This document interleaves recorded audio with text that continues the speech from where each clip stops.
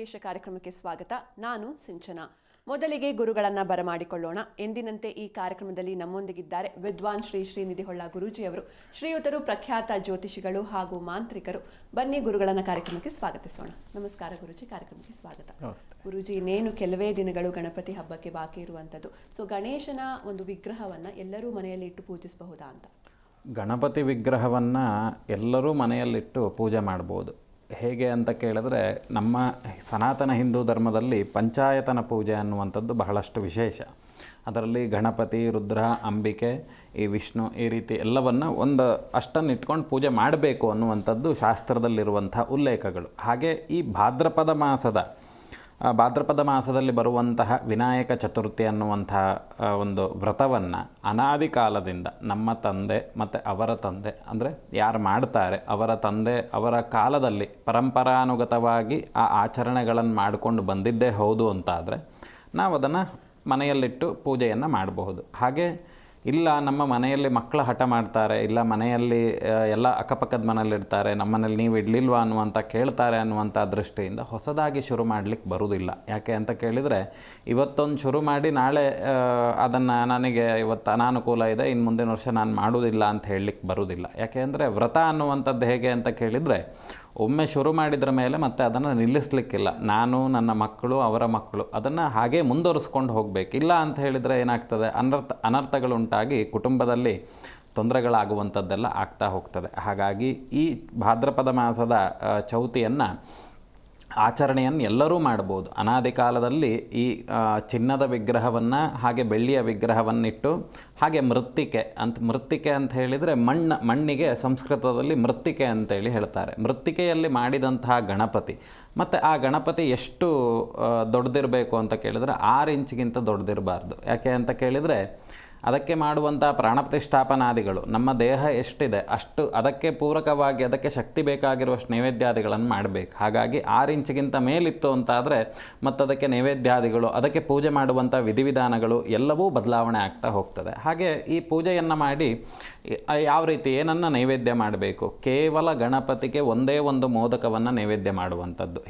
ಹಿಂದಿನ ದಿನ ಮೋದಕವನ್ನು ಮಡಿಯಿಂದ 21 ಮೋದಕಗಳನ್ನು ಮಾಡಿ ಒಂದೇ ಒಂದು ಮೋದಕವನ್ನು ಗಣಪತಿಗೆ ನೈವೇದ್ಯ ಮಾಡಿ, ಇನ್ನು 20 ಮೋದಕವನ್ನು ನೈವೇದ್ಯಾದಿವನ್ನು ಮಾಡುವಾಗ 21 ನೈವೇದ್ಯವನ್ನು ಮಾಡಿ, ಆ 21 ಮಾಡಿದಂಥ ನೈವೇದ್ಯಗಳಲ್ಲಿ 21 ಮೋದಕವನ್ನು ಮಾಡುವಂಥದ್ದು. ಅದರಲ್ಲಿ ಒಂದನ್ನು ಗಣಪತಿಗೆ ನೈವೇದ್ಯ ಮಾಡಿ ಅದನ್ನು ವಿಸರ್ಜನೆ ಮಾಡಿಬಿಡೋದು. ಅದರಲ್ಲಿ ಇನ್ನೊಂದು 10 ತೆಗೆದು ಆ ಪೂಜೆಯನ್ನು ಮಾಡಲಿಕ್ಕೆ ಕರೆದಂತಹ ಬ್ರಹ್ಮ ಕುಟುಂಬ ಅರ್ಥಾತ್ ಬ್ರಾಹ್ಮಣನಿಗೆ ದಾನವನ್ನು ಮಾಡುವಂಥದ್ದು.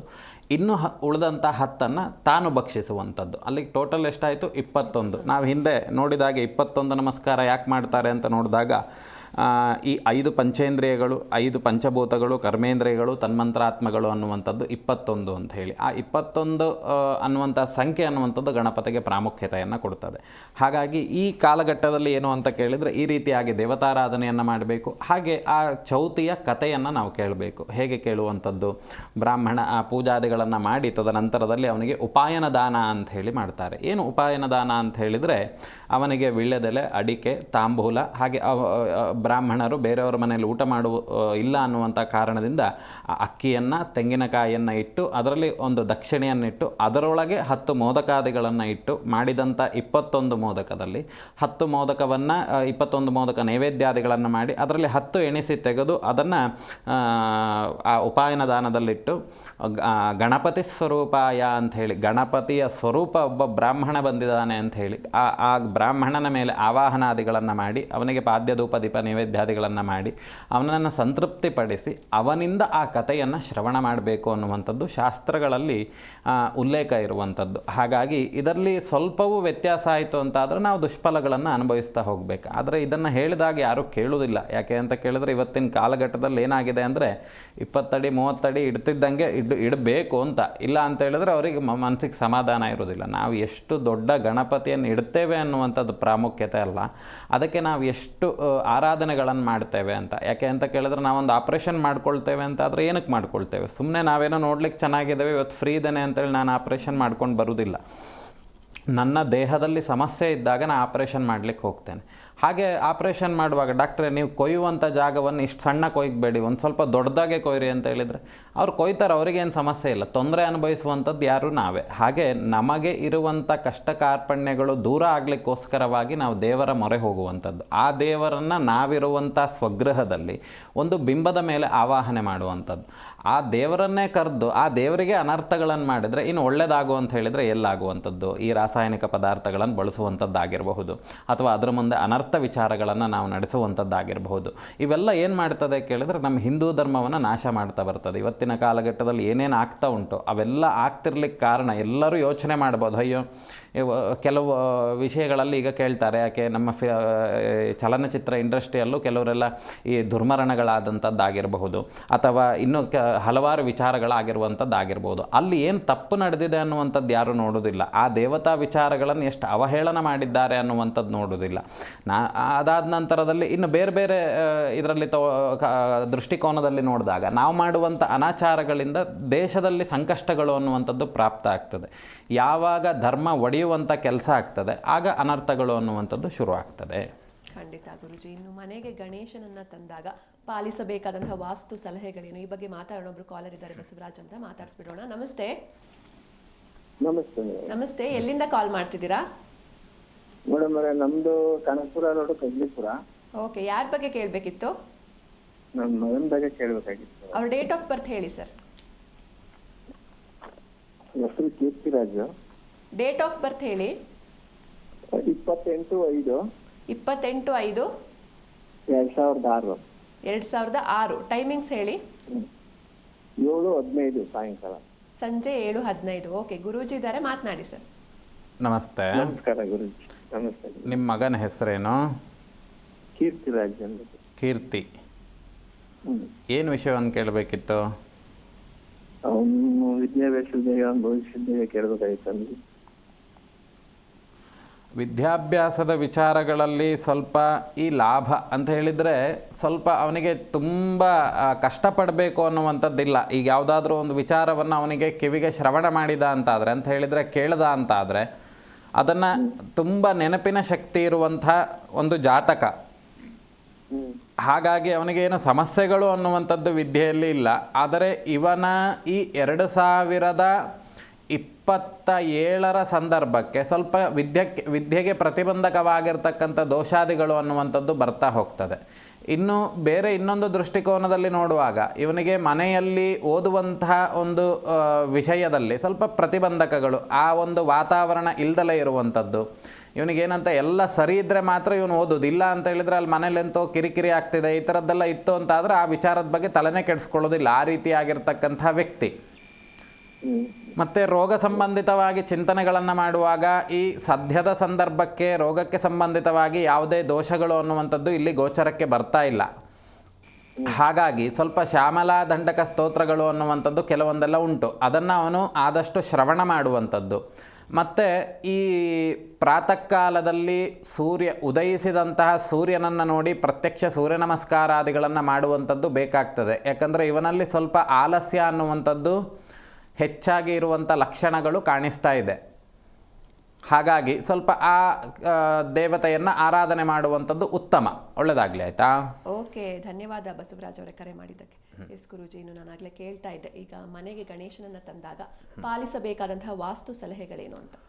ಮೊದಲು ವಿಶ್ವಕರ್ಮನನ್ನು ನಾವು ಚಿಂತನೆಯನ್ನು ಮಾಡಬೇಕು. ಹೇಗೆ ಅಂತ ಕೇಳಿದರೆ, ಗಣಪತಿಯನ್ನು ಯಾರು ನಾವು ಮಾಡೋದಿಲ್ಲ. ಆ ವಿಶ್ವಕರ್ಮ ಅಂತ ಹೇಳಿದರೆ ಎಲ್ಲವನ್ನ ಸೃಷ್ಟಿ ಮಾಡುವವನು ಅವನೇ ಅಂತ ಹೇಳಿ. ಆ ವಿಶ್ವಕರ್ಮನ ಹತ್ರ ಹೋಗುವಾಗ, ಅರ್ಥಾತ್ ಯಾರ ಹತ್ರ ನಾವು ಗಣಪತಿಯನ್ನು ತಗೊಳ್ತೇವೆ, ಆಗ ಅವನಿಗೂ ಸಮೇತ ಒಂದು ನೈವೇದ್ಯ ಅಂದರೆ ಮರ್ಯಾದೆ ಮಾಡುವುದು ಅಂತ ನಮ್ಮೂರ ಕಡೆ ಹೇಳ್ತಾರೆ. ಒಬ್ರಿಗೆ ಮರ್ಯಾದೆ ಮಾಡೋದು ಅಂತೇಳಿ, ಅರ್ಥಾತ್ ಅವನಿಗೆ ಫಲದಕ್ಷಿಣೆ, ತಾಂಬೂಲ ಮತ್ತು ಅಕ್ಕಿಯನ್ನು ಕೊಟ್ಟು ಆ ವಿಗ್ರಹವನ್ನು ಅವನಿಂದ ಇವನು ತಗೊಳ್ಬೇಕು ಫಸ್ಟು. ಆಮೇಲೆ ಅದಕ್ಕೆ ಮನೆ ಹತ್ರ ತರುವಾಗ ಅದಕ್ಕೆ ಆರತಿಗಳನ್ನು ಮಾಡಿ ಮನೆಯ ಒಳಗಡೆ ತೊಗೊಂಡು ಹೋಗಬೇಕು. ಮೊದಲು ರಂಗವಲ್ಲಿಯನ್ನು ಹಾಕಬೇಕು. ಮನೆಯನ್ನು ತಳಿರು ತೋರಣಗಳಿಂದ ಫಸ್ಟ್ ಶುದ್ಧ ಮಾಡಬೇಕು. ಹೇಗೆ ನಾವು ಒಂದು ಹೊಸ ಮನೆಯನ್ನು ಕಟ್ಟಿದಾಗ ರಾತ್ರಿ ವಾಸ್ತುರಾಕ್ಷೋಗ್ನ ಹೋಮಗಳನ್ನು ಮಾಡಿ ಮನೆಯಲ್ಲಿರುವಂಥ ದೋಷಾದಿಗಳನ್ನು ಹೇಗೆ ಸರಿ ಮಾಡಿ ನಂತರದಲ್ಲಿ ಗೃಹ ಪ್ರವೇಶಾದಿಗಳನ್ನು ಮಾಡ್ತೇವೆಯೋ, ಹಾಗೆ ಈ ಗಣಪತಿಯನ್ನು ತರುವಂಥ ಸಂದರ್ಭಗಳಲ್ಲೂ ತಳಿರು ತೋರಣಗಳಿಂದ ಮನೆಯನ್ನು ಅಲಂಕರಿಸುವಂಥದ್ದು. ಹಾಗೆ ಗಣಪತಿಗೆ ವಿಶೇಷವಾಗಿರ್ತಕ್ಕಂಥ ನವರತ್ನ ಖಚಿತವಾದ ಸಂಬಂಧಿತವಾಗಿರ್ತಕ್ಕಂಥ ಮಂಟಪಾದಿಗಳನ್ನು ಮಾಡುವಂಥದ್ದು ಅಥವಾ ಒಂದು ಮಂಟಪವನ್ನು ಮಾಡುವಂಥದ್ದು. ಆ ಮಂಟಪದ ಕೆಳಭಾಗದಲ್ಲಿ ಅಷ್ಟದಳ ಪದ್ಮ ಅಂತ ಹೇಳಿದರೆ 8 ದಳದ ಪದ್ಮವನ್ನು ಹಾಕುವಂಥದ್ದು. ತದನಂತರದಲ್ಲಿ ಅದರ ಮೇಲೆ ಒಂದು ತಟ್ಟೆಯನ್ನಿಟ್ಟು ಒಂದು ಅಕ್ಕಿಯನ್ನು ಹಾಕಿ ಅಕ್ಕಿಯನ್ನು ಅಥವಾ ದರ್ಭಾಸನವನ್ನು ಹಾಕಿ ಅದರ ಮೇಲೆ ಗಣಪತಿಯನ್ನು ಇಟ್ಟು ಅದನ್ನು ಮುಚ್ಚಿ ಬಿಡಬೇಕಂತೆ. ಯಾಕೆ ಅಂದರೆ ಪ್ರಾಣ ಪ್ರತಿಷ್ಠಾಪನೆ ಆಗುವ ತನಕ ಮೂರ್ತಿಯನ್ನು ಯಾರೂ ನೋಡಲಿಕ್ಕಿಲ್ಲ ಅಂತೇಳಿ. ಆ ಪ್ರಾಣ ಪ್ರತಿಷ್ಠಾಪನೆಗಳಾದ ನಂತರ ಆಮೇಲೆ ಪೂಜೆ ಮಾಡುವಂಥ ಸಂದರ್ಭದಲ್ಲಿ ಪುಣ್ಯಾಹಾದಿಗಳನ್ನು ಗಣಪತಿ ಪೂಜೆಯನ್ನು, ಗಣಪತಿ ಪ್ರಾರ್ಥನೆಯನ್ನು, ಅವರ ಕುಲದ ಗುರುಗಳ ಪ್ರಾರ್ಥನೆಯನ್ನು, ತದನಂತರದಲ್ಲಿ ಪೂಜಾದಿಗಳನ್ನು ಪ್ರಾರಂಭ ಮಾಡಬೇಕು ಅನ್ನುವಂಥದ್ದಿದೆ. ಹಾಗಾಗಿ ಅದನ್ನು ಮೊದಲು ಈ ಕ್ರಿಯೆಗಳನ್ನು ಮಾಡಬೇಕು. ಬರುವಾಗ ಆ ಗಣಪತಿಗೆ ಸಂಬಂಧಿತವಾಗಿರ್ತಕ್ಕಂಥ ವೇದಘೋಷಗಳನ್ನು ಅಥವಾ ಗಣಪತಿಗೆ ಜಯಕಾರಗಳನ್ನು ಅಥವಾ ಗಣಪತಿಯನ್ನು ಕುರಿತು ಅವನನ್ನು ತೃಪ್ತಿಪಡಿಸುವಂಥ ಕೆಲಸಗಳನ್ನು ಮಾಡಬೇಕು. ಖಂಡಿತ ಗುರೂಜಿ, ಈ ಬಗ್ಗೆ ಇನ್ನಷ್ಟು ಮಾತಾಡೋಣ. ಒಬ್ರು ಕಾಲರ್ ಇದ್ದಾರೆ, ಹನುಮಂತಯ್ಯ ಅಂತ. ನಮಸ್ತೆ. ನಮಸ್ತೆ. ನಮಸ್ತೆ, ಹೇಳಿ ಮೇಡಮ್. ಎಲ್ಲಿಂದ ಕಾಲ್ ಮಾಡ್ತಿದ್ದೀರಾ? ಮೈಸೂರಿನಿಂದ. ಓಕೆ, ಯಾರ ಬಗ್ಗೆ ಕೇಳಬೇಕಿತ್ತು ಸರ್? ನಮ್ಮ ಮಗನ ಬಗ್ಗೆ. ಅವ್ರ ಡೇಟ್ ಆಫ್ ಬರ್ತ್ ಹೇಳಿ. 26/5/1993. 26/5/93. 1993 ಸಂಜೆ 4:00. ಸಂಜೆ 4:15. ಓಕೆ, ಗುರೂಜಿ ಇದ್ದಾರೆ, ಮಾತನಾಡಿ ಸರ್. ನಮಸ್ತೆ. ನಮಸ್ತೆ, ಹೇಳಿ, ಏನು ಹೆಸರು ಅವ್ರದ್ದು? 1993. ಅದು ಆಯ್ತು. ಹೆಸರೆಂತ ಅವ್ರದ್ದು? MS ಹೇಮಂತ್ ಕುಮಾರ್. ಹಾಂ. ಪುಷ್ಯ ನಕ್ಷತ್ರವಾ? ಹಾ, ಪುಷ್ಯ ನಕ್ಷತ್ರ, ಕರ್ಕಾಟಕ ರಾಶಿ ಅಲ್ವಾ? ಹಾ. ಹೇಳಿ, ಏನು ವಿಷಯ? ಅದೇ ನನ್ನ ಮಗ MS ಮಾಡಿ ಅಮೆರಿಕದಲ್ಲಿ ಇದ್ದಾನೆ, ಇನ್ನೂ ಉದ್ಯೋಗ ಸಿಕ್ಕಿಲ್ಲ. ಅದಕ್ಕೆ ಉದ್ಯೋಗದ ಬಗ್ಗೆ ಕೇಳಬೇಕಿತ್ತು. ಹೌದು.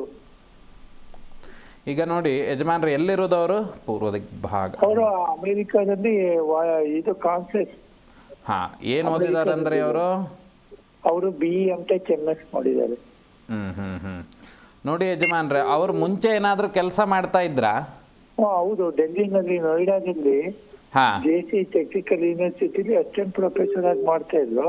ಈಗ ನೋಡಿ, ಅವರಿಗೆ ಸ್ವಲ್ಪ ಈ ಕೆಲಸ ಅನ್ನುವಂಥದ್ದು ಈ 2025 ಜನವರಿ ತಿಂಗಳಲ್ಲಿ ಏನಾದರೂ ಕೆಲಸ ಬದಲಾವಣೆ ಮಾಡಿದಂಥದ್ದು ಅಥವಾ ಇರುವಂಥ ಕೆಲಸವನ್ನು ಆರೋಗ್ಯದ ವಿಚಾರದಲ್ಲೋ ಅಥವಾ ಮತ್ತಿನ್ಯಾವುದೋ ವಿಚಾರಗಳಿಂದ ಕೆಲಸವನ್ನು ಬಿಟ್ಟಂಥದ್ದೇನಾದರೂ ಇದ್ದೀತಾ? ಹೌದು, ಅವರು ಕೆಲಸ ಸಿಕ್ಕಿದ್ರು ಅಂತ ಬಿಟ್ಟು ಒಳ್ಳೆ ಕೆಲಸಕ್ಕೆ ಇನ್ನೂ ಒಳ್ಳೆ ಕೆಲಸಕ್ಕೆ ಹೋಗ್ಬೇಕು ಅಂದ್ಬಿಟ್ಟು. ಅದೇ ಇಲ್ಲಿ ನೋಡಿ, ಇವನಿಗೆ ಕೆಲವೊಂದೆಲ್ಲ ದೋಷಗಳು ಅನ್ನುವಂಥದ್ದಿದೆ. ಯಾಕೆ ಅಂತ ಕೇಳಿದರೆ ಪರಿಪೂರ್ಣವಾಗಿರ್ತಕ್ಕಂಥ ಮಾನಸಿಕ ಸ್ಥಿತಿಗತಿಗಳು ಇವರಲ್ಲಿ ಇರುವುದಿಲ್ಲ. ಸ್ವಲ್ಪ ಅರ್ಧಂಬರ್ಧ ಮನಸ್ಸು, ಅಲ್ಲಾಯ್ತಾ ಅಲ್ಲಿ ಹೋಗೋದು, ಇಲ್ಲ ಆಯ್ತಾ ಇಲ್ಲಿ ಹೋಗೋದು, ಈ ರೀತಿಯಾಗಿರ್ತಕ್ಕಂಥ ಚಿಂತನೆಗಳು ಅವರಲ್ಲಿ ಬರ್ತಾ ಹೋಗ್ತದೆ. ಸದ್ಯದ ಪರಿಸ್ಥಿತಿಗೆ ಅವರಿಗೆ ಸಂಬಂಧಿತವಾಗಿ ಗ್ರಹಚಾರ ಸ್ಥಿತಿಗಳು ಅನ್ನುವಂಥದ್ದು ಸರಿಯಿಲ್ಲ. ಮತ್ತು ಇನ್ನೊಂದೇನು ಅಂತ ಕೇಳಿದರೆ, ವ್ಯಯಸ್ಥಾನದಲ್ಲಿರುವಂಥ ಕೆಲವೊಂದು ಗ್ರಹಗಳು ಇವ್ರಿಗೆ ಏನು ಮಾಡ್ತಾ ಇದೆ ಅಂತ ಕೇಳಿದರೆ, ಸ್ವಲ್ಪ ಈ ಶಾಪಕೋಪಗಳು, ಬ್ರಹ್ಮ ಕುಟುಂಬದ ಶಾಪಕೋಪಗಳಾಗಿರ್ಬೋದು ಅಥವಾ ದೇವತಾ ಅವಕೃಪೆಗಳಾಗಿರಬಹುದು. ಯಾಕಂದರೆ ಇವರಿಗೆ ದೇವತಾನುಗ್ರಹ ಅನ್ನುವಂಥದ್ದಿಲ್ಲ. ನಾನೀಗ ಒಂದು ಮುಷ್ಟಿ ಚಿಲ್ಲರೆ ತೆಗೆದುಕೊಡ್ತೇನೆ ಅಂತಾದರೆ ಎಲ್ಲಿ ಇಟ್ಕೊಳ್ತೀರಿ? ಜೋಬ್ನಲ್ಲಿ ಇಟ್ಕೊಳ್ತೀರಿ. ಆ ಜೋಬ್ ತೂತಿದೆ ಅಂತಾದರೆ ಎಂತ ಆಗ್ತದೆ? ಆ ಚಿಲ್ಲರೆ ಎಲ್ಲ ಹೋಗಿ ಬಿಡ್ತದಲ್ವಾ? ಹಾಗೆ ಇವರಿಗೆ ಇರುವಂತಹ ಯೋಗಗಳನ್ನು ಸರಿಯಾದ ರೀತಿಯಲ್ಲಿ ಅನುಭವಿಸಲಿಕ್ಕೆ ಸಾಧ್ಯತೆ ಆಗ್ತಾ ಇಲ್ಲ. ಮತ್ತು ಇನ್ನೊಂದೇನು ಅಂತ ಕೇಳಿದರೆ, ಸರಿಯಾಗಿ ಈ 6 ತಿಂಗಳು ಇವತ್ತಿನಿಂದ 6 ತಿಂಗಳ ಒಳಭಾಗದಲ್ಲಿ ಆರೋಗ್ಯಕ್ಕೆ ಸಂಬಂಧಿತವಾಗಿರ್ತಕ್ಕಂಥ ಸಮಸ್ಯೆಗಳು ಅನ್ನುವಂಥದ್ದು ಬರುವಂಥ ಲಕ್ಷಣಗಳಿದೆ. ಹಾಗಾಗಿ ಸದ್ಯದ ಪರಿಸ್ಥಿತಿಗೆ ಅವರಿಗೆ ಅಲ್ಲಿರುವಂಥ ಜಾಗದಲ್ಲಿಯೇ ಸ್ವಲ್ಪ ಈ ಲಕ್ಷ್ಮೀನಾರಾಯಣ ದೇವರ ಆರಾಧನೆಗಳನ್ನು ಮಾಡುವಂಥದ್ದು, ವಿಷ್ಣು ಸಹಸ್ರನಾಮಗಳನ್ನು ಕೇಳುವಂಥದ್ದು ಮಾಡಿ, ಸಾಧ್ಯತೆ ಇತ್ತು ಅಂತಾದರೆ ಭಾರತ ದೇಶದಲ್ಲಿ ಅವರ ಜಾತಕದಲ್ಲಿ ಸಂಸೂಚಿತವಾಗಿರ್ತಕ್ಕಂಥ ದೋಷಗಳನ್ನು ನಿವೃತ್ತಿ ಮಾಡಿಕೊಳ್ಳುವಂಥದ್ದು ಕೆಲಸವನ್ನು ಮಾಡಿ. ಹೋಮ ಹವನಗಳೆಲ್ಲ ಅದಕ್ಕೆ ಹೇಳಿದ್ದಾರೆ. ಅದನ್ನು ಮಾಡ್ಕೊಳ್ಳಿ.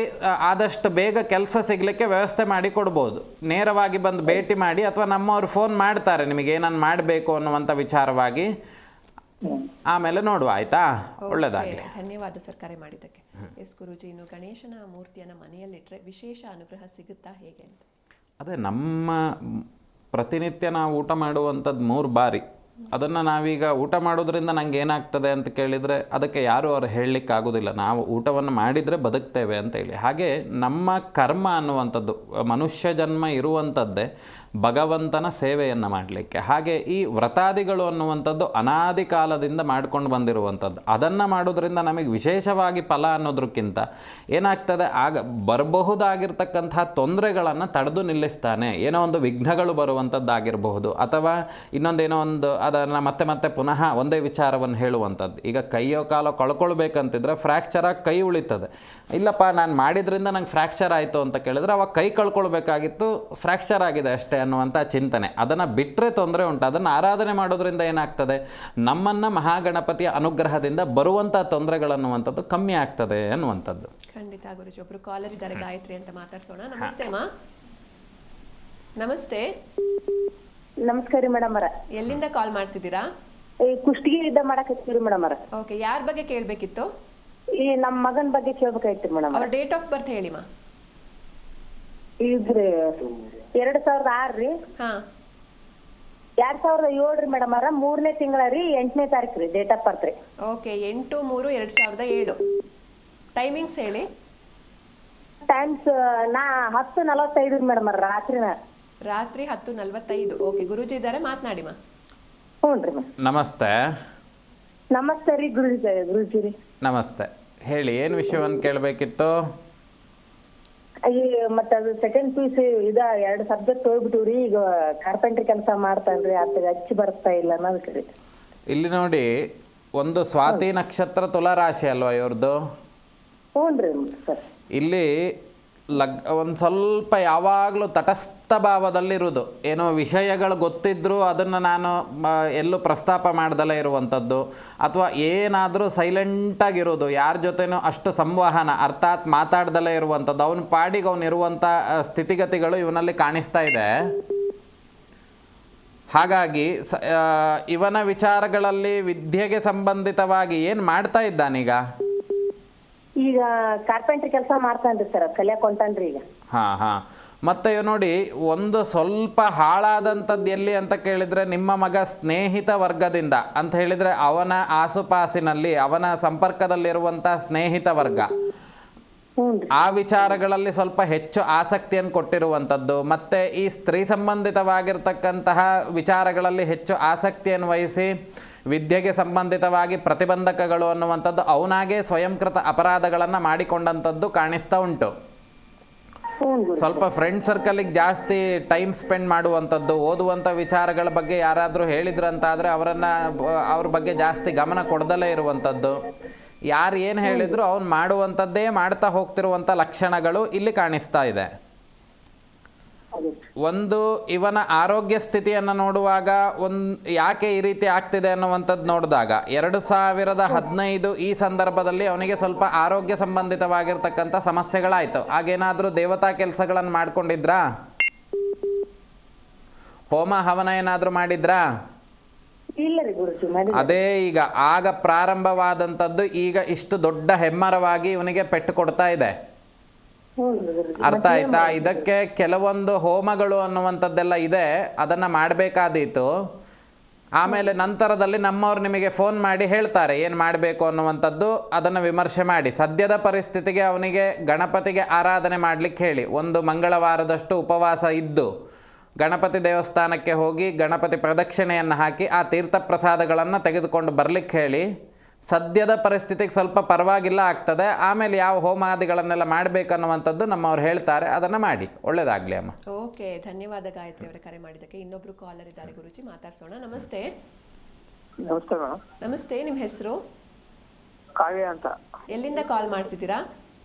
ನಮ್ದು HD ಕೋಟೆ. ಓಕೆ, ಯಾರ ಬಗ್ಗೆ ಕೇಳಬೇಕಿತ್ತು? ಕಾವ್ಯ ಅನ್ನೋರ ಬಗ್ಗೆ ಕೇಳಬೇಕಿತ್ತು. ಓಕೆ, ಅವ್ರ ಡೇಟ್ ಆಫ್ ಬರ್ತ್ ಹೇಳಿ ಸರ್. 26/5/1997. ಓಕೆ, ಟೈಮಿಂಗ್ಸ್ ಹೇಳಿ. ಟೈಮಿಂಗ್ಸ್ ಗೊತ್ತಿಲ್ಲ. ಓಕೆ, ಗುರೂಜಿ ಇದ್ದಾರೆ, ಮಾತನಾಡಿಮ್ಮ. ನಮಸ್ತೆ. ನಮಸ್ಕಾರ. ಹೇಳಿ, ಏನು ಕೇಳಬೇಕಿತ್ತು ಕಾವ್ಯ ಅವ್ರ ಬಗ್ಗೆ? ಕಾವ್ಯ ಅವ್ರಿಗೆ ಕಾಲು ಕೈ ಎಲ್ಲ ಊದ್ದು ನಡೆಯಕ್ಕಾಯ್ತಲ್ಲ. ಮೈ ಎಲ್ಲ ಬರೀ ಅಲ್ಲಲ್ಲೇ ಉಸಿರು ತಗ್ತಾ ಇರ್ತಾಳ. ಹಾಂ. ಈ ವೈದ್ಯಕೀಯ ಚಿಕಿತ್ಸೆ ಏನಾದರೂ ಕೊಟ್ಟಿದ್ರಾ?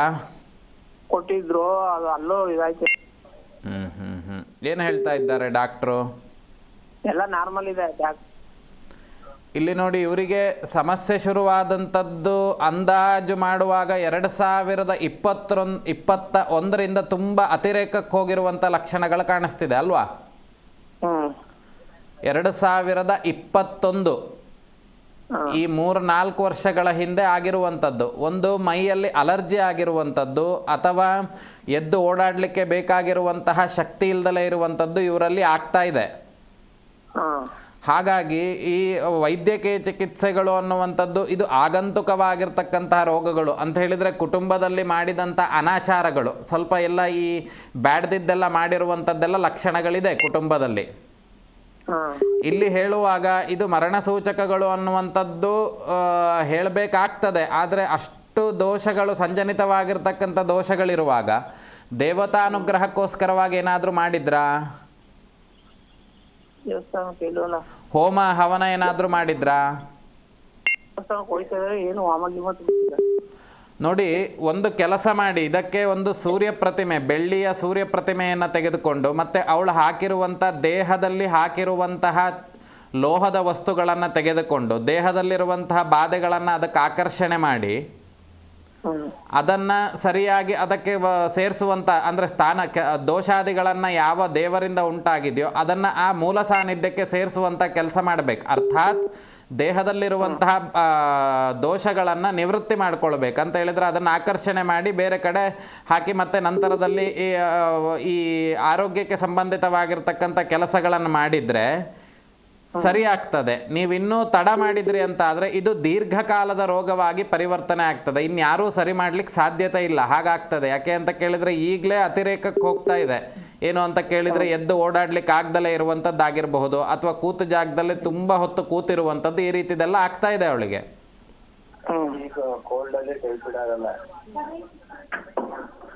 ಎಂತ? ಆಯ್ತು, ಒಳ್ಳೇದಾಗ್ಲಿ. ನಿಮಗೆ ಕೇಳುವಂತ ಮನಸ್ಥಿತಿ ಇಲ್ಲ ನಿಮಗೆ. ಓಕೆ, ಧನ್ಯವಾದ ಸರ್ ಕರೆ ಮಾಡಿದ್ದಕ್ಕೆ. ಇನ್ನೊಬ್ರು ಕಾಲರ್ ಇದ್ದಾರೆ ಗುರುಜಿ, ಪೂರ್ಣಿಮಾ ಅಂತ ಮಾತಾಡ್ಸೋಣ. ನಮಸ್ತೆ ಮಾ. ನಮಸ್ತೆ. ಎಲ್ಲಿಂದ ಕಾಲ್ ಮಾಡ್ತಿದ್ದೀರಾ? ನಾವು ಮದ್ದೂರು ತಾಲೂಕಿಂದ. ಯಾರ ಬಗ್ಗೆ ಕೇಳಬೇಕಿತ್ತು? ಮಗನ ಬಗ್ಗೆ. ಅವ್ರ ಡೇಟ್ ಆಫ್ ಬರ್ತ್ ಹೇಳಿ ಮಾ. ಡೇಟ್ ಆಫ್ ಬರ್ತ್ ಹೇಳಿ ಮಾ. 24/10/2000. 24/10/2000. 2000 ಬೆಳಗಿನ ಜಾವ. ಟೈಮ್ ಕರೆಕ್ಟಾಗಿ ಅಷ್ಟು ಗೊತ್ತಿಲ್ಲ. 6ರಿಂದ 6:30 ಒಳಗೆ. ಓಕೆ, ಗುರೂಜಿ ಇದ್ದಾರೆ, ಮಾತನಾಡಿ ಮಾ. ಹೇಳಿ ಅಮ್ಮ, ಏನು ಕೇಳಬೇಕಿತ್ತು? ಯಾರ ಬಗ್ಗೆ? ಮಗನ ಬಗ್ಗೆ ಅಲ್ವಾ? ನೀವು ಟಿ ವಿ ನೋಡ್ತಾ ಇದ್ದೀರಾ? ಇಲ್ಲ, ಹೊರಗಡೆ ಇದ್ದೀನಿ ನಾನು. ಅದೇ, ಇಲ್ಲಿ ಮಾತಾಡಿ. ಎಂತ ಮಗನ ಬಗ್ಗೆ ಕೇಳಬೇಕಿದ್ದಿತ್ತಲ್ವಾ? ಹೌದು. ಏನು ವಿಷಯವನ್ನು ಕೇಳಬೇಕಿತ್ತು? ಅವನು M.Com ಮುಗಿಸಿದ್ದಾನೆ, ಗೌರ್ಮೆಂಟ್ ಜಾಬ್ಗೆ ಟ್ರೈ ಮಾಡ್ತಾ ಇದ್ದಾನೆ. ಗೌರ್ಮೆಂಟ್ ಜಾಬ್ ಆಗುತ್ತಾ? ಅವನ ಮುಂದೆ ಭವಿಷ್ಯ ಹೆಂಗಿದೆ? ಗೌರ್ಮೆಂಟ್ ಜಾಬ್ ಆಗುವಂಥ ಯೋಗಗಳು ಇವನಲ್ಲಿ ಅಷ್ಟು ಸ್ಪಷ್ಟವಾಗಿ ಇಲ್ಲ.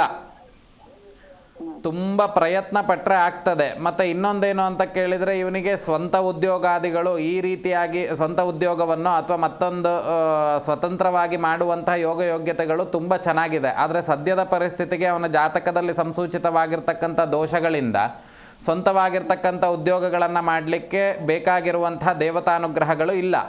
ಹಾಗಾಗಿ ಸದ್ಯಕ್ಕೆ ಅವನಿಗೆ ಕೆಲಸಕ್ಕೆ ಹೋಗುವಂಥದ್ದು ಉತ್ತಮ. ಆದರೆ ಕೆಲಸಕ್ಕೆ ಹೋಗುವುದಾದರೂ ಸಮೇತ ಅವನಿಗೆ ಅಡೆತಡೆಗಳು ಸುಮಾರಷ್ಟು ಬರ್ತದೆ. ಯಾಕೆ ಅಂತ ಕೇಳಿದರೆ ಅವನ ಜಾತಕದಲ್ಲಿರುವಂಥ ದೋಷಾದಿಗಳು ಅನ್ನುವಂಥದ್ದು ಏನು ಮಾಡ್ತಿದೆ, ಇವನಿಗೆ ಅನುಕೂಲ ಆಗಲಿಕ್ಕೆ ಬಿಡದಲೇ ಇರುವಂಥ ಲಕ್ಷಣಗಳು ಇಲ್ಲಿ ಕಾಣಿಸ್ತಾ ಇದೆ. ಹಾಗಾಗಿ ಅದಕ್ಕೆ ಪೂರಕವಾಗಿ ಬೇಕಾಗಿರುವಂಥ ದೇವತಾನುಗ್ರಹವನ್ನಾದರೂ ಮಾಡಿಕೊಳ್ಳಿ. ಇಲ್ಲ ಅಂತ ಹೇಳಿದರೆ ಸದ್ಯದ ಪರಿಸ್ಥಿತಿಗೆ ಈ ಯಂತ್ರಾದಿಗಳನ್ನು ಧಾರಣೆ ಮಾಡುವಂಥದ್ದು ಅಥವಾ ಮನೆಯಲ್ಲಿ ಯಂತ್ರವನ್ನಿಟ್ಟು ಪೂಜೆ ಮಾಡುವಂಥದ್ದನ್ನಾದರೂ ಸದ್ಯದ ಪರಿಸ್ಥಿತಿಗೆ ಮಾಡಿ. ಈ ಉದ್ಯೋಗಕ್ಕೆ ಪ್ರತಿಬಂಧಕವಾಗಿರ್ತಕ್ಕಂಥ ದೋಷಗಳು ಹೋಗಲಿಕ್ಕೆ ಹೋಮ ಹವನಗಳು ಮಾಡಬೇಕು. ಇಲ್ಲ ಸ್ವಾಮಿ, ಈಗ ಸದ್ಯಕ್ಕೆ ಸಾಧ್ಯತೆ ಇಲ್ಲ ಅಂತ ಹೇಳಿದರೆ ಅದಕ್ಕೆ ಪೂರಕವಾಗಿ ಉದ್ಯೋಗಕ್ಕೆ ಅನುಕೂಲ ಆಗುವಂತಹ ಕೆಲವೊಂದು ಯಂತ್ರಗಳಿದ್ದಾವೆ, ಅವುಗಳನ್ನು ಇಟ್ಟು ಆರಾಧನೆ ಮಾಡುವಂಥದ್ದು, ಅದನ್ನು ಪ್ರತಿನಿತ್ಯ ನೋಡಿ ಮುಂದೆ ಹೋಗುವಂಥದ್ದಾದ್ರಿಂದ ಏನಾಗ್ತದೆ ಕೇಳಿದರೆ ಸ್ವಲ್ಪ ಉದ್ಯೋಗಕ್ಕೆ ಇರುವಂಥ ಪ್ರತಿಬಂಧಕಗಳು ಹೋಗಿ ಕೆಲಸ ಸಿಗ್ಲಿಕ್ಕೆ ಅನುಕೂಲತೆ ಆಗ್ತದೆ. ಭವಿಷ್ಯದಲ್ಲಿ ಹೆಂಗಿರ್ತಾನೆ ಗುರುಜಿ? ಮುಂದೆ ಭವಿಷ್ಯದ ವಿಚಾರಗಳಲ್ಲಿ ಸ್ವಲ್ಪ ಕಷ್ಟ ಸಾಧ್ಯವಾಗಿದೆ. ಯಾಕೆ ಅಂತ ಕೇಳಿದರೆ ನೋಡಿ, ಕೆಲವೊಂದೆಲ್ಲ ಅಪಚಾರಗಳಾಗಿದೆ. ಅಪಚಾರ ಅಂತ ಕೇಳಿದರೆ ಕೆಟ್ಟ ಕೆಲಸಗಳನ್ನು ಮಾಡಿರುವಂಥದ್ದೆಲ್ಲ ಇದೆ. ಯಾರು? ಇವರ ತಂದೆ ಅಥವಾ ಅವರ ಕುಟುಂಬದಲ್ಲಿ. ಅದರಿಂದ ಇವನಿಗೆ ಸ್ವಲ್ಪ ಆರೋಗ್ಯದಲ್ಲೂ ತೊಂದರೆ ಕೊಡುವಂಥದ್ದು ಮತ್ತು ಉದ್ಯೋಗದಲ್ಲೂ ತೊಂದರೆ ಕೊಡುವಂಥ ಲಕ್ಷಣಗಳು ಕಾಣಿಸ್ತಾ ಇದೆ, ಆಯಿತಾ? ಅದು ನೇರವಾಗಿ ಬಂದು ಭೇಟಿ ಮಾಡಿ ಹೇಳ್ತೇನೆ. ಸದ್ಯಕ್ಕೆ ಯಾವುದಾದ್ರೂ ಉದ್ಯೋಗಕ್ಕೆ ಸಂಬಂಧಿತವಾಗಿರ್ತಕ್ಕಂಥ ಯಂತ್ರಾದಿಗಳನ್ನು ಆರಾಧನೆ ಮಾಡುವಂಥದ್ದನ್ನು ಮಾಡಿ, ಆಯಿತಾ? ಓಕೆ, ಧನ್ಯವಾದ ಪೂರ್ಣಿಮಾ ಅವರೇ ಕರೆ ಮಾಡಿದ್ದಕ್ಕೆ. ಎಸ್ ಗುರೂಜಿ, ಇನ್ನು ಗಣೇಶನ ಮೂರ್ತಿಯನ್ನ ವಿಸರ್ಜಿಸುವ ಸರಿಯಾದ ಕ್ರಮ ಯಾವುದು ಅಂತ? ಗಣಪತಿಯನ್ನು ವಿಸರ್ಜನೆ ಮಾಡುವಂಥ ಸಂದರ್ಭದಲ್ಲಿ ಹೇಗೆ ನಾವು ಮೊದಲು ಒಂದು ಮೋದಕವನ್ನು ಗಣಪತಿಗೆ ನೈವೇದ್ಯ, ಈಗ 21 ಮೋದಕಗಳನ್ನು ಮಾಡಿ ಒಂದು ಮೋದಕವನ್ನು ಗಣಪತಿಗೆ ಇಟ್ಟಿರ್ತೇವೆ. ಆಗ ಆ ಮೋದಕವನ್ನು ನಾವು ಭಕ್ಷಣೆ ಮಾಡಲಿಕ್ಕಿಲ್ಲ, ಅರ್ಥಾತ್ ಅದನ್ನು ನಾವು ತಿನ್ನಲಿಕ್ಕೆ ಬರುವುದಿಲ್ಲ. ಅದನ್ನೇನು ಮಾಡಬೇಕು, ವಿಸರ್ಜನೆ ಮಾಡುವಂಥ ಸಂದರ್ಭದಲ್ಲಿ ಗಣಪತಿಯ ಬಲಭಾಗಕ್ಕೆ ಆ ಮೋದಕವನ್ನೇ ಕಟ್ಟುವಂಥದ್ದು, ಆಮೇಲೆ ಆ ಮೊಸರನ್ನವನ್ನು ಇಡುವಂಥದ್ದು, ಅದು ಬುತ್ತಿ ಅಂತೇಳಿ ಹೇಳ್ತಾರೆ ಅನಾದಿ ಕಾಲದಲ್ಲಿ. ಇವುಗಳನ್ನೆಲ್ಲ ಮಾಡಿ ಅದಕ್ಕೆ ಷೋಡಶೋಪಚಾರ ಪೂಜೆ, ದೀಪದ ನೈವೇದ್ಯಾದಿಗಳನ್ನು ಮಾಡಿ ಯಾವ ಗಣಪತಿಯ ಮೂರ್ತಿಯ ಮಧ್ಯದಲ್ಲಿ ದೇವರನ್ನು ಆವಾಹನೆ ಮಾಡಿರ್ತೇವೋ ಅದನ್ನು ವಿಸರ್ಜನಾದಿಗಳನ್ನು ಮಾಡಿ, ಅಂದರೆ ಗಣಪತಿನ ಕದಲಿಸೋದು ಅಂತ, ಅದನ್ನು ಮಾಡಿ ಆದ್ರ ಮೇಲೆ ಗಣಪತಿಯ ಮಂತ್ರಗಳನ್ನು ಅಥವಾ ಗಣಪತಿಯ ಶ್ಲೋಕಗಳನ್ನು, ಗಣಪತಿಯ ದೇವರಿಗೆ ಸಂಬಂಧಿತವಾಗಿರ್ತಕ್ಕಂಥ ದೇವರ ಹಾಡುಗಳನ್ನು, ಮಂಗಳಕರವಾಗಿರ್ತಕ್ಕಂಥ ವಾದ್ಯಗಳನ್ನು, ಯಾಕೆ ಅಂತ ಕೇಳಿದ್ರೆ ಇವತ್ತಿನ ಕಾಲದಲ್ಲಿ ಫಿಲಮ್ ಡ್ಯಾನ್ಸ್ ಹಾಕ್ಕೊಂಡು ಹೋಗುವಂಥದ್ದೆಲ್ಲ ಆಗಿದ್ದೆ, ಮತ್ತು ಈ ಚಪ್ಪಲಿ ಹಾಕ್ಕೊಂಡು ಹೋಗೋದು ಇದೆಲ್ಲ ಮಾಡಬಾರ್ದು. ಯಾವ ರೀತಿ ಪೂಜೆ ಮಾಡುವಾಗ ನಾವು ಕೂತಿದ್ವೋ ಅದು ಆ ರೀತಿಯಾಗಿರ್ತಕ್ಕಂತಹ ವಸ್ತ್ರ ಸಂಹಿತೆಯನ್ನೇ ನಾವು ತೆಗೆದುಕೊಂಡು ಹೋಗಿಬಿಟ್ಟು ನಾವೆಲ್ಲಿ ನೀರಿನಲ್ಲಿ ವಿಸರ್ಜನೆ ಮಾಡಬೇಕು ಅನ್ನುವಂಥದ್ದು ಶಾಸ್ತ್ರದಲ್ಲಿ ಹೇಳಿರುವಂಥದ್ದು. ವಿಸರ್ಜನೆ ಮಾಡಿ ಅಲ್ಲಿ ಗಣಪತಿಯನ್ನು ಪ್ರಾರ್ಥನೆ ಮಾಡಿ ಮತ್ತೆ ಪುನಃ ಮನೆಗೆ ಬಂದು ನಂತರದಲ್ಲಿ ಊಟ ಉಪಚಾರಗಳನ್ನು, ಗಣಪತಿಯ ನೈವೇದ್ಯ ಮಾಡಿದಂಥ ಊಟವನ್ನೆಲ್ಲ ನಾವು ಭಕ್ಷಣೆ ಮಾಡುವಂಥದ್ದು ಮಾಡಬೇಕಾಗ್ತದೆ. ಖಂಡಿತ ಗುರುಜಿ. ಇನ್ನು ಕೊನೆಯದಾಗಿ ನಮ್ಮ ವೀಕ್ಷಕರಿಗೆ ಗಣಪತಿ ಹಬ್ಬದ ಕುರಿತು ಏನು ಹೇಳ್ತೀರಾ ಅಂತ? ಕೊನೆಯದಾಗಿ ಹೇಳುವುದಾದರೆ ಎಲ್ಲರಲ್ಲೂ ಕೈ ಮುಗಿದು ಪ್ರಾರ್ಥನೆ ಮಾಡೋದೇನು ಅಂತ ಕೇಳಿದರೆ, ಅನರ್ಥಗಳನ್ನು ಮಾಡಬೇಡಿ. ನಮ್ಮ ಹಿಂದೂ ಧರ್ಮವನ್ನು ಹಾಳು ಮಾಡಲಿಕ್ಕೆ ಹೋಗಬೇಡಿ. ನೀವು ಮಾಡಲಿಲ್ಲ ಅಂದರೂ ಯಾರು ನಿಮ್ಮನ್ನು ಕೇಳೋದಿಲ್ಲ. ಆದರೆ ಸರಿಯಾಗಿ ಶಾಸ್ತ್ರವಿಧಿಯಾಗಿ ಮಾಡಿ. ನಾವೆಷ್ಟು ನಮ್ಮ ಧರ್ಮವನ್ನು ಹಾಳು ಮಾಡುತ್ತೇವೆ, ನಮ್ಮ ಹಿಂದೂ ಧರ್ಮವನ್ನು ಆ ಆಚರಣೆಗಳನ್ನು ನಾವು ಚ್ಯುತಿಗೊಳಿಸ್ತೇವೆ, ನಮಗೆ ಅಷ್ಟೇ ರೀತಿಯಾಗಿರ್ತಕ್ಕಂಥ ತೊಂದರೆಗಳನ್ನು ನಾವು ಅನುಭವಿಸಬೇಕು, ನಮ್ಮ ಪರಿಸರದಲ್ಲಿರುವವರು ಅನುಭವಿಸಬೇಕು. ನೀವು ಮಾಡಲಿಲ್ಲ ಅಂದರೂ ತೊಂದರೆ ಇಲ್ಲ, ಅಥವಾ ನೀವು ಇಟ್ಟು ದೊಡ್ಡದಾಗಿ ಪೂಜೆ ಅಂದರೆ ದೊಡ್ಡ ಗಣಪತಿ ಇಟ್ಟು ಮಾಡಲಿಲ್ಲ ಅಂದರೂ ಯಾರೂ ಕೇಳೋದಿಲ್ಲ. ಅನರ್ಥಗಳನ್ನು ಮಾಡಬೇಡಿ. ಶಾಸ್ತ್ರದಲ್ಲಿ ಏನು ಉಲ್ಲೇಖವಿದೆಯೋ ಅದನ್ನೇ ಮಾಡಿ. ಅದು ಬಿಟ್ಬಿಟ್ಟು ನಾವು ವರ್ಷಕ್ಕೊಂದ್ಸಲಿ ನಮಗೊಂದು ಮೈಂಡ್ ರಿಲೀಫ್ ಆಗುತ್ತೆ ಅನ್ನುವಂಥ ಮಾನಸಿಕ ಸ್ಥಿತಿಗತಿಗಳನ್ನು ಇಟ್ಕೊಂಡ್ರಿ ಅಂತ ಆದರೆ ನಾಳೆ ನಿಮ್ಮ ಮಕ್ಕಳು ನಿಮಗೆ ಪಿಂಡ ಇಡಬೇಕಾದ್ರೆ ಬೈಕೊಂಡಿಡ್ತಾರೆ ಹೊರತು ನಮ್ಮಪ್ಪ ಮಾಡಿದ ಅನಾಚಾರದಿಂದ ನಾನು ಅನುಭವಿಸ್ತಿದ್ದೀನಿ ಅಂತ ಹೇಳಿ ಹೊಗಳ್ಕೊಂಡು ನಮಗೆ ಎಡೆಯನ್ನು ಇಡುವುದಿಲ್ಲ. ಹಾಗಾಗಿ ಈ ಕಾಲದಲ್ಲಿ ಏನು ಅಂತ ಕೇಳಿದರೆ, ನೀವು ಆಟ ಆಡ್ಲಿಕ್ಕೆ ಬೇರೆ ಯಾವ ವಸ್ತುಗಳನ್ನಾದರೂ ತಗೊಳ್ಳಿ, ದೇವರೊಟ್ಟಿಗೆ ಆಟ ಆಡ್ಲಿಕ್ಕೆ ಹೋಗಬೇಡಿ ಅನ್ನುವಂಥದ್ದು ನನ್ನದೊಂದು ಪ್ರಾರ್ಥನೆ. ಖಂಡಿತ ಗುರುಜಿ. ಇನ್ನು ಕೊನೆಯದಾಗಿ ಅಂದರೆ ಪೂಜೆಯ ಸಮಯದಲ್ಲಿ ಗಣಪತಿಯನ್ನು ಸಂತುಷ್ಟಗೊಳಿಸಲು ಯಾವ ಮಂತ್ರವನ್ನು ಹೇಳಬೇಕು ಅಂತ? ಸಾಮಾನ್ಯವಾಗಿ ಮಹಾಗಣಪತಿಗೆ ಹೇಳಿರುವಂಥದ್ದು ಗಕಾರ ರೂಪ ಅಂತ ಹೇಳಿ. ಮಹಾಗಣಪತಿಗೆ ಗಕಾರ ರೂಪದಲ್ಲಿ ಸಹಸ್ರನಾಮ ಅರ್ಚನೆಗಳಿದ್ದಾವೆ. ಅಂದರೆ ಗಕಾರ ಅಂತ ಹೇಳಿದರೆ ಗಾಯಿಂದ ಶುರುವಾಗುವಂಥ 10,000 ಹೆಸರುಗಳಿದ್ದಾವೆ. ಅದರಲ್ಲಿ ವಿಶೇಷವಾಗಿರುವಂಥದ್ದು ಅಂತ ಹೇಳಿದರೆ ಗಂಗಣಪತಯೇ ನಮಃ, ಗಂ ಗಣಪತಯೇ ನಮಃ ಅನ್ನುವಂಥದ್ದನ್ನು ಹೇಳಿ ಅನುಗ್ರಹ ಪಡೆದುಕೊಳ್ಳಿ. ಖಂಡಿತ ಗುರುಜಿ. ಇನ್ನು ಇಷ್ಟು ಹೊತ್ತು ಸಾಕಷ್ಟು ವಿಷಯಗಳನ್ನ ತಿಳಿಸ್ಕೊಟ್ರಿ, ಧನ್ಯವಾದಗಳು.